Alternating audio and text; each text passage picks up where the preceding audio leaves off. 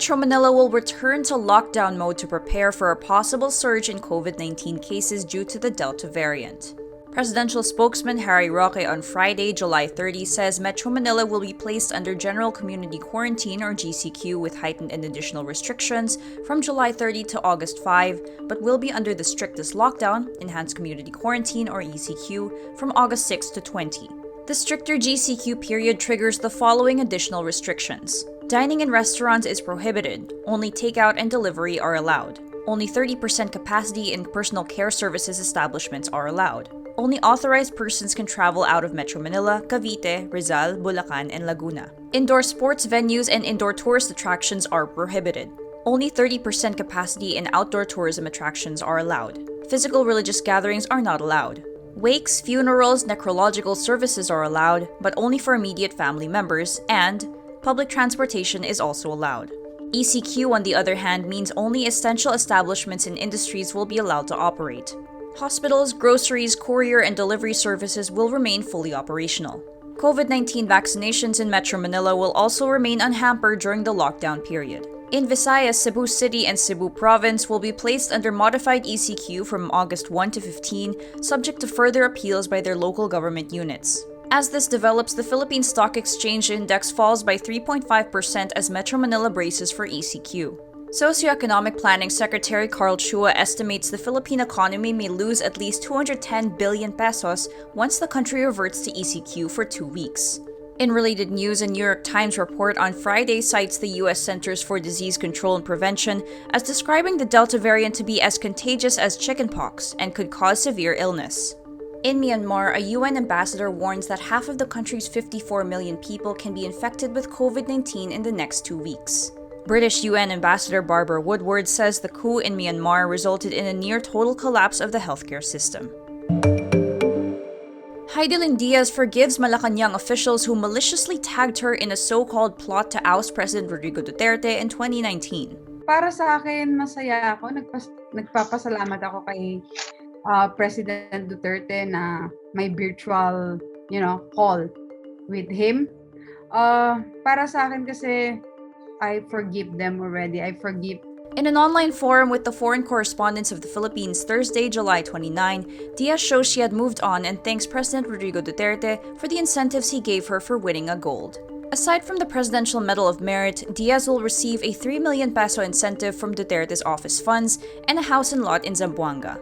The palace never apologized to Diaz even after her Olympic win. Diaz says she hopes no one else will experience the anxiety and pain she went through. In 2019, Diaz was included in an unfounded matrix of critics believed to be planning to oust Duterte. This caused Diaz to fear for her life as she was preparing for the Tokyo Olympics. Before her Olympic win, Diaz was also called out by the Philippine Sports Commission for asking for financial support for her Olympic bid on social media. They were able to talk things through after that incident. After her victory, Facebook says Diaz became the most mentioned athlete on the platform and third most mentioned on Instagram over the past 24 hours.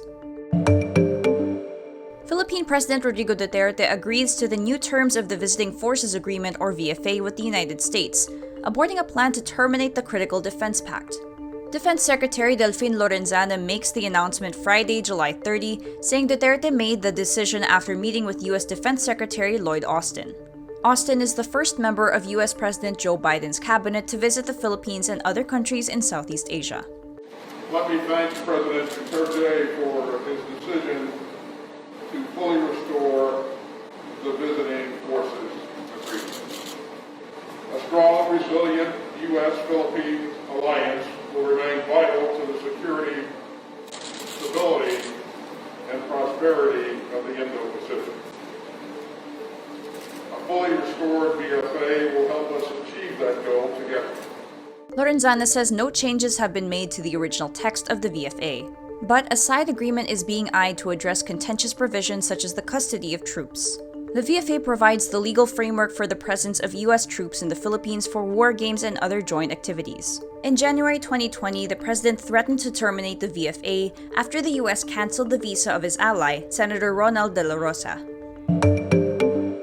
Scarlett Johansson, star of the Marvel superhero movie Black Widow, sues Disney Thursday, July 29. She alleges the company breached her contract when it offered the movie on streaming at the same time it played in theaters. Disney says there is no merit to the lawsuit, saying it complied with her contract.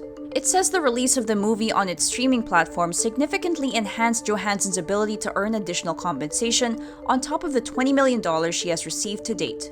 Johansson's complaint, filed in Los Angeles Superior Court, argues that the dual release strategy of Black Widow reduced her compensation, which is based partly on box office receipts from what was supposed to be an exclusive run in cinemas. Black Widow debuted on July 9 in theaters and for a $30 charge on the Disney Plus streaming service. Disney has been testing the hybrid pattern for some films during the coronavirus pandemic as the country tried to boost its streaming service while many movie theaters around the world were closed. Kpop dominates the global Twitterverse this year with over 7.5 billion tweets from July 1, 2020 to June 30, 2021. Twitter's Year Data Report reveals Kpop is the most tweeted about topic of the globe this past year. BTS leads as the most mentioned K-pop artists around the world, followed by NCT, Blackpink, EXO, and newcomer Treasure, who debuted in August 2020. The report also says Indonesia is the country that produced the highest number of K-pop related tweets in a year, followed by the Philippines, Thailand, South Korea, and the United States. From 2019 to 2020, there were 6.1 billion tweets about hashtag K-pop Twitter, with BTS still leading the pack, followed by GOT7, Blackpink, and NCT 127.